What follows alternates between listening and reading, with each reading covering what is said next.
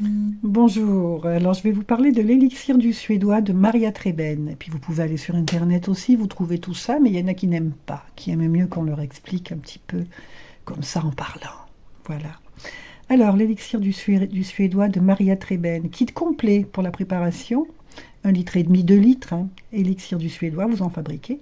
Un sachet d'herbe du Suédois, il y a dedans, un sachet de la thériaque de Venise et un sachet de camphre. Alors, la santé à la pharmacie du Bon Dieu de Maria Treben. Alors, c'est une pionnière de la phytothérapie. Elle est née en 1907, elle est décédée en 1991.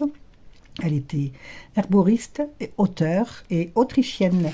Les herbes du Suédois sont les ingrédients de l'élixir du Suédois, recette ancestrale de Maria Treben.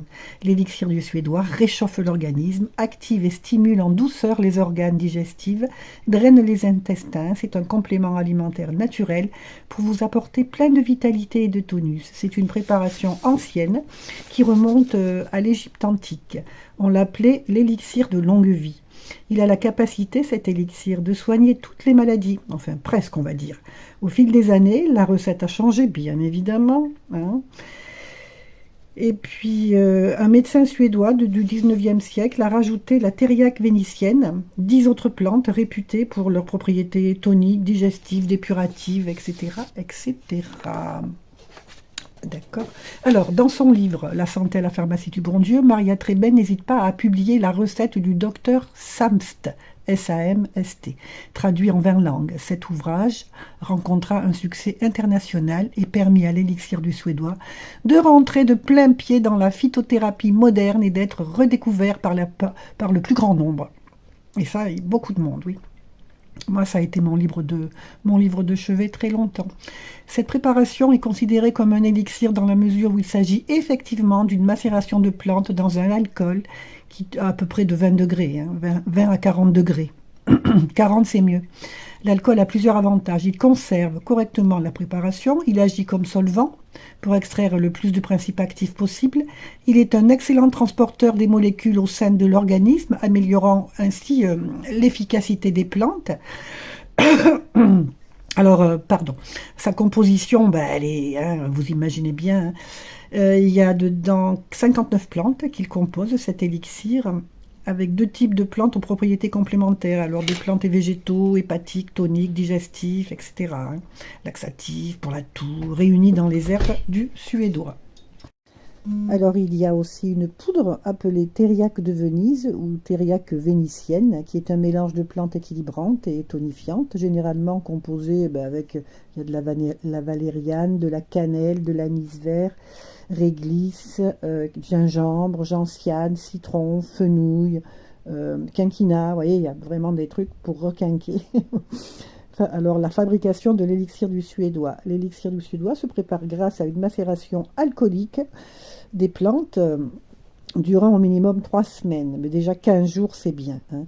Cette préparation se fait de préférence dans un alcool de grain, comme la vodka par exemple, ou comme je vous ai dit tout à l'heure, 20 ou 40 degrés. J'achète de l'alcool de fruits, moi. La macération devrait être placée au soleil ou à proximité d'une source de chaleur, comme un radiateur. Il est important que les plantes ne dépassent pas la surface. Ben voilà, hein, vous comprenez bien qu'elles ne s'oxydent pas. Puis vous remuez chaque jour jusqu'à la fin du temps. Après, vous filtrez, vous transvasez dans des petits flacons, etc. Et puis vous placez ça au sec, à l'abri de la lumière. Moi, j'en ai partout, hein. Les enfants en ont aussi. On boit une cuillère à café quand on n'est pas bien, quand on est barbouillé. Ou alors on fait des cures. Voilà, il se conserve tout seul. Vous n'avez pas besoin de le mettre au réfrigérateur. Vous pouvez le garder de nombreuses années. Évidemment, il y a des contre-indications. C'est toujours pareil. On est obligé de les dire, hein, voilà. Qu'est-ce que je peux vous dire d'autre sur cet élixir? Il peut être employé pour plein d'usages, internes comme externes, même si on vous dit qu'il ne faut pas le prendre en interne, en pharmacie maintenant, c'est faux. Moi, ça fait plus de 30 ans que j'en prends, alors continuez et n'ayez pas peur. Si la personne elle est sensible à l'alcool, bon ben là il faut faire attention, évidemment. Il sera utile aussi en usage externe pour l'acné, pour les piqûres d'insectes. On peut faire des cataplasmes avec les herbes.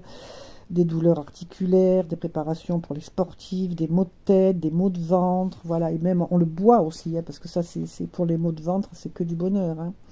Certaines personnes le conseillent également en compresse sur les paupières afin d'apaiser les yeux, c'est très important, ça fait énormément de bien.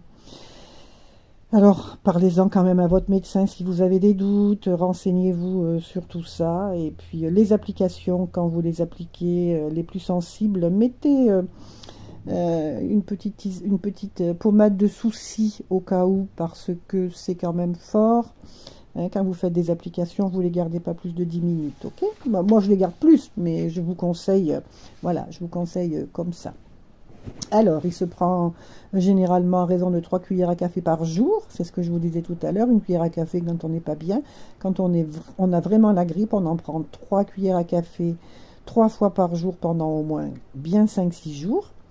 Alors, il est préférable de le diluer dans une tisane afin de rendre acceptable son amertume. C'est amer. Moi, j'aime bien, hein. Je ne crains pas du tout. Je le bois comme ça, moi. En cas de repas trop copieux, c'est vraiment que du bonheur. Alors, il y a des contre-indications, comme je vous ai dit, ben voilà, parce qu'il y a certaines plantes, alors chez les enfants de moins de 12 ans, durant la grossesse, l'allaitement et en cas de tension artérielle trop faible. La présence de camphre le contre-indique également en cas de trouble cardiaque. Mon mari est cardiaque, il en prend. Il en a toujours pris et voilà, et ça lui fait toujours, et ça ne lui a jamais fait du mal. Mes petits-enfants en prennent aussi. Ma belle-fille est enceinte. Elle en a eu pris jadis. Enfin bref.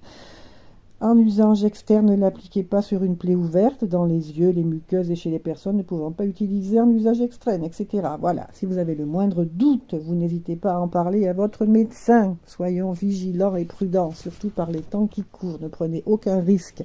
Mais vous pouvez avoir confiance. Ça date depuis des temps très anciens. Il n'y a jamais eu de soucis. Alors pourquoi il y en aurait maintenant? Mais bon, je vous souhaite le meilleur.